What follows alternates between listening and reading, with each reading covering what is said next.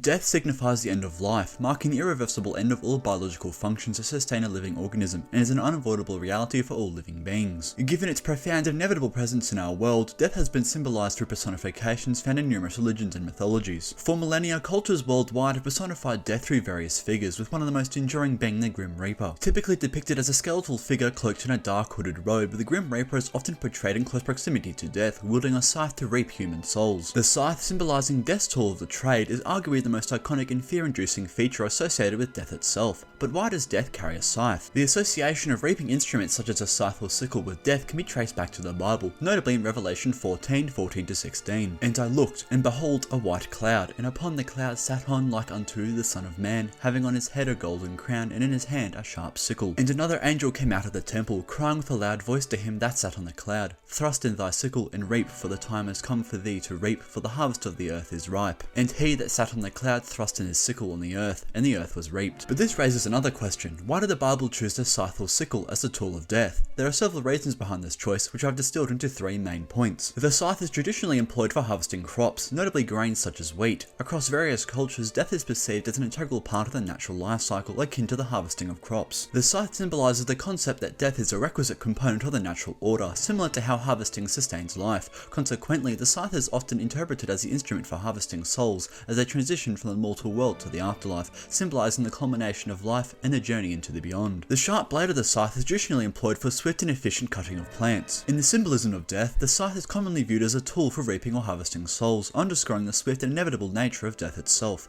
It embodies the notion that death is universal, affecting all individuals regardless of their social status. The scythe, with its large and imposing stature, imbues death with a sense of power and authority over mortal beings. When depicted wielding a scythe, death is portrayed as a figure commanding both fear and respect, possessing the ability to end life with a single stroke. In Western art, the earliest representation of personified death holding a reaping instrument appears in the Otto Codex, an evangelary housed at the Bavarian State Library in Munich. Commissioned around 1025 by Abbess Otto von Niedermünster of Regensburg, Bavaria, Germany, the Otto Codex is a notable Ottonian manuscript renowned for its ornate gold case adorned with gems and featuring a relief depicting Christ in majesty. Certainly, there is much symbolism to analyze in this image. Death, identified as Mors within the mandala, stands as the male figure on the right, positioned below Christ and turning away from the cross. In contrast, a well-attired figure on the left, labelled Vita, gazes towards Christ, unlike Death. Clad plainly with his head wrapped, Death holds two significant objects: a broken spear with its tip perilously near his eye, symbolising the spear that pierced Christ's side during the crucifixion, and a broken sickle. The text surrounding Death says,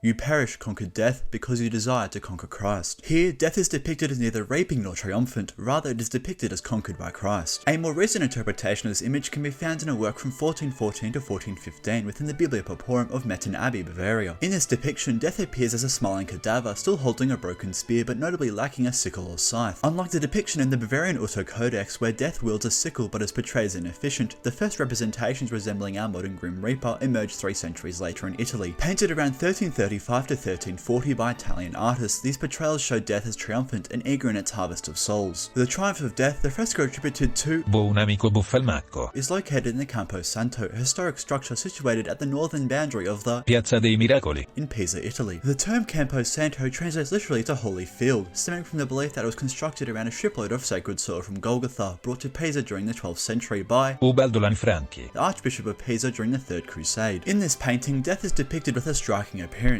clean skin, long flowing hair, and carries a scythe while adorned with bat wings. Hovering above deceased individuals, death assumes the role of a reaper, albeit not characterized with a particularly grim demeanor. The Allegory of Redemption, the Tempera, painted by Ambrogio Lorenzetti, is housed at the Pinacoteca Nazionale in Siena, Italy. In this work, 2 ominous figures resembling black, bat-like or spider-like entities hover in the sky. They are actively reaping a multitude of deceased individuals below, creating a decidedly grim atmosphere. In the 14th century, the depiction of death wielding a scythe became an established motif, originating in Italy and subsequently spreading to other European countries, often within the theme of the Triumph of Death. From that point onward, the scythe evolved as a metaphor symbolizing death, often associated with the Grim Reaper. The scythe resonates as an apt symbol for death. Just as black signifies mourning and skeletal figures evoke mortality, the scythe's association with reaping mirrors the natural cycle of life's end, akin to harvesting crops. The scythe's ability to harvest large quantities of crops in a single swing underscores its metaphorical significance. Crops, essential to civilization, further enrich this metaphor by juxtaposing life with of death. Just as a farmer reaps crops year after year, season after season, so too does the Reaper come for us all, wielding the scythe that symbolises the culmination of life's cycle. In essence, the scythe wielded by the Grim Reaper symbolises mortality, the relentless march of time, and the guarantee of death. It encapsulates the notion that death is an unavoidable facet of human life, serving as a poignant reminder of life's impermanence and urging us to acknowledge our mortality.